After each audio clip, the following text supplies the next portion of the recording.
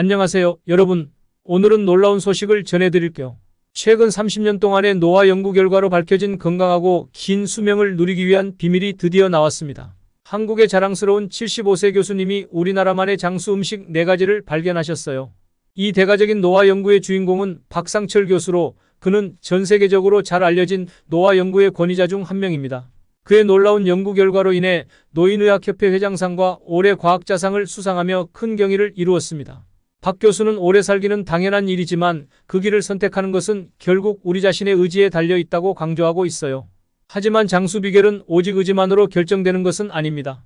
박 교수가 연구한 결과에 따르면 장수하는 사람들은 특별한 비법을 가지고 있다고 합니다. 그 중에서도 무엇을 먹느냐가 정말 중요하다고 해요. 박상철 교수는 100세 이상 장수한 사람들을 연구해 그들의 식습관을 분석한 결과 우리가 흔히 먹는 한식 중에서 특히 장수의 효과가 뛰어난 식재료를 찾아냈다고 합니다. 그래서 오늘은 우리나라 장수 음식 4가지와 이를 통해 축복받은 장수들이 어떻게 살아가는지에 대해 알아보려고 해요. 여러분, 이 영상을 끝까지 시청하시고 장수의 비결을 함께 알아가 보도록 하죠. 안녕하세요, 여러분. 이제 첫 번째 장수 음식으로 소개될 건 들깨예요. 들깨, 맛도 좋고 건강에 도움이 되는 이 음식은 여러 가지 요리에서 사용되고 있죠. 들깨 수제비, 추어탕, 감자탕 등에서 그 풍미를 만끽할 수 있습니다. 들깨는 다양한 반찬이나 무침에 많이 사용되는데 그만큼 건강에도 특히 좋다고 해요. 비타민 B원과 B2, 칼슘, 인, 니아신 등이 영양소와 식이섬유가 풍부하게 함유되어 있어요. 더불어 폴리페놀 성분과 비타민 같은 강력한 항산화 물질도 들깨에 풍부하게 들어있어서 노화와 세포 손상을 예방해주는 역할을 합니다. 더불어 들깨는 혈당 수치를 낮춰주는 효과도 있어서 당뇨병 환자들에게도 좋다는 연구 결과가 있습니다. 동맥경화와 뇌혈관 질환 예방에도 기여하며 면역력을 강화하고 비만 예방에도 효과적이에요. 또한 오메가3 지방산이 풍부하게 함유돼 있어 기억력 저하를 막아주는 데도 도움이 된다고 합니다. 그리고 들기름은 들깨 열매를 사용해 만든 기름으로 들깨의 효능을 그대로 갖고 있어 건강에 도움이 되는데 참기름보다 맛이 진하고 기름기가 적어 건강에 더 좋다고 해요. 들기름은 대표적인 양념 재료로도 사용되며 음식에 더 깊은 맛과 향을 더해줍니다. 냄새가 강하니 사용할 때는 양을 조절하는 것이 좋아요. 참고로 담양이나 곡성 같은 장수하는 마을에서는 들깻잎이 자주 먹힌다고 합니다.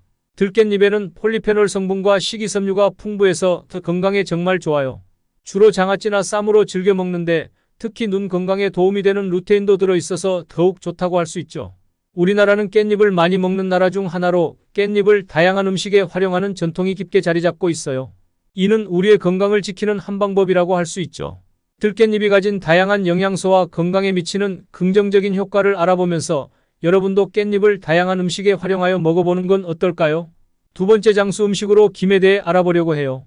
장수하는 분들이 자주 먹는 해조류 중에서 김은 우리나라에서 오랫동안 사랑받아온 식품 중 하나죠.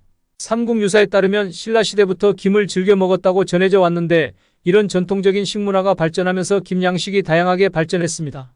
한국의 산면과 바다로 이루어진 지형적인 특색도 김 양식에 적합하게 작용하고 있어요. 김은 외국인들이 한국을 여행하면서 기념품으로 많이 선택하는 음식 중 하나이기도 해요. 비타민, 무기질, 식물성 단백질, 식이섬유 등이 풍부하게 들어있어 완전 식품으로 꼽히고 특히 뼈 건강에 도움이 되는 칼슘이나 철분, 마그네슘 등이 풍부하게 함유돼 있어 노화 방지에 도움을 줍니다. 김은 비타민 B2의 대체 식품으로 알려져 있는데 이 비타민은 혈구 생성과 신경계 작용에 매우 중요한 역할을 합니다. 비타민 B가 부족하면 노인들의 인지 기능이 감소할 수 있고 다양한 신경 및 정신적 증세가 나타날 수 있다고 합니다. 또한 김은 비타민 C와 E도 함유하고 있어 항산화 작용을 통해 면역력을 강화시켜주고 철분이 잘 흡수되도록 돕는 역할도 합니다. 그리고 김에 함유된 피코시아닌은 항산화 성분으로 강력한 항산화 효과를 발휘해 암 예방에도 효과적이에요.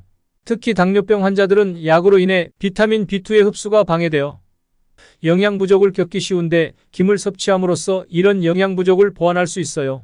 그리고 김은 고단백질 음식으로도 유명한데 김에 들어있는 단백질 함량이 소고기의 100g당 25%에 비해 35%로 높다고 해요.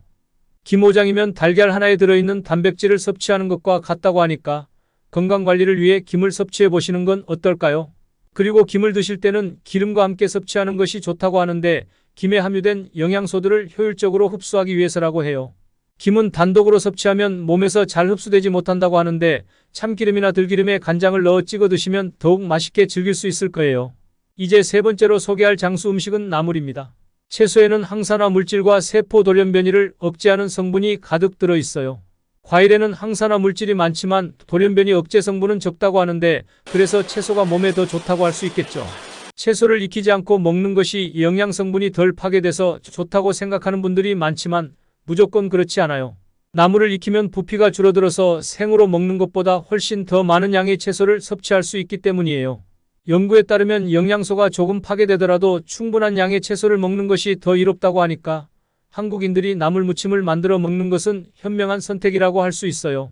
또한 채소에는 질산염이 들어있는데 이 질산염이 체내에 들어오면 아질산염으로 바뀌면서 발암물질을 만들 수 있어요. 그래서 질산염을 줄이는 것이 참 중요한데 채소를 데쳐서 먹는 것이 질산염을 50% 이상 낮추는 방법이 될 수 있습니다. 네 번째로 소개할 장수 음식은 바로 발효식품이에요. 한국인이 발효식품이라고 떠올릴 때 뭐가 가장 먼저 떠오르시나요? 저는 김치가 생각나네요. 김치뿐만 아니라 된장, 고추장, 간장 등도 한국인의 밥상에서 빼놓을 수 없는 음식들이죠. 이 발효식품에는 건강에 좋은 미생물이 가득 들어있어요. 이 미생물은 우리 몸에 들어와서 장내에 유익한 미생물을 증식시키고 안 좋은 세포들의 번식을 억제하는데요. 발효식품에 있는 유산균은 소화기관에도 좋은 영향을 주어 바이러스 감염 예방과 면역력 증가에 큰 도움이 됩니다. 한국에서 장수하는 사람들의 공통점 중에 하나가 혈중 비타민 B2 수치가 정상이라는 점인데 이것의 핵심 비결은 바로 발효식품 섭취에 있다고 해요. 미생물을 연구하는 박사도 발효식품의 긍정적인 효과를 강조하고 있습니다. 한국의 된장이나 일본의 나토의 경우 미생물의 작용으로 만들어지는데요. 특히 콩에서 생성되는 고초균은 중요한 역할을 합니다. 고초균은 대사 활성 증가 박테리아로 전통적인 한국 음식인 된장에서 발견되는 유익한 미생물 중 하나예요. 소화기 내에 유해한 세균의 증식을 억제하고 유익한 세균의 증식을 유도함으로써 소화기 건강을 유지하고 면역력을 강화하는 데에 도움이 되죠. 그리고 미네랄과 함께 대사를 촉진시켜 비만 예방에도 효과적이라고 합니다. 여러분, 이번에는 나이 들면서 건강하게 살기 위해 노력하는 과정에 대해 이야기해 볼게요. 나이가 들면 몸이 여러 부분에서 고장나고 아플 수 있지만 어떻게 관리하고 극복하느냐에 따라 우리의 남은 생을 훨씬 더 행복하게 만들 수 있답니다. 노년기에는 아픈 사람이 많다는 인식이 있지만 사실은 건강한 노인도 많아져서 70, 80대에도 건강하게 살아가는 분들이 참 많아졌어요. 나이가 들면서 아픈 데가 많아질 것 같아 걱정하는 분들도 많지만 실제로는 건강하게 팔팔하게 사는 노인들이 많은 현실이랍니다. 그래서 70이 넘어가면 아픈 데가 많아질 것 같다는 부정적인 생각보다는 내가 할 일이 무엇인지 생각해보고 나이가 들어도 일상생활을 유지하며 최선을 다해 살아가는 것이 중요하다고 생각해봐야 해요. 나이가 들면서도 계속해서 생명의 희망을 품고 최선을 다해 살아가는 자세가 필요하죠. 그리고 나이 들어서도 계속해서 어떻게 더 나은 삶을 살 수 있을지 고민하며 살아가는 것이 중요합니다. 나이가 들더라도 계속해서 삶의 시작이라고 생각하며 부정적인 시선이 아니라 긍정적인 마음가짐으로 나이 듦을 받아들이는 것이 중요하다고 강조하고 있어요. 마지막으로 노년기에 건강하게 살기 위한 원칙에 대해 이야기해 보려고 해요. 노년에도 여전히 삶을 즐겁게 건강하게 보내는 방법에 대해 생각해 봅시다. 첫 번째 원칙은 하자입니다. 나이 들면서도 할 일을 찾아서 적극적으로 참여하는 것이 중요해요. 몸이 좀 힘들어진다고 해서 아무것도 하지 않으면 안 돼요. 자신이 할 수 있는 일을 찾아서 즐겁게 도전해 보세요. 두 번째로는 주자입니다. 예전에는 노인들이 가족이나 이웃의 도움이 필요한 경우가 많았어요. 하지만 지금은 독립적으로 살면서 가진 것을 나누는 사람이 되어야 합니다.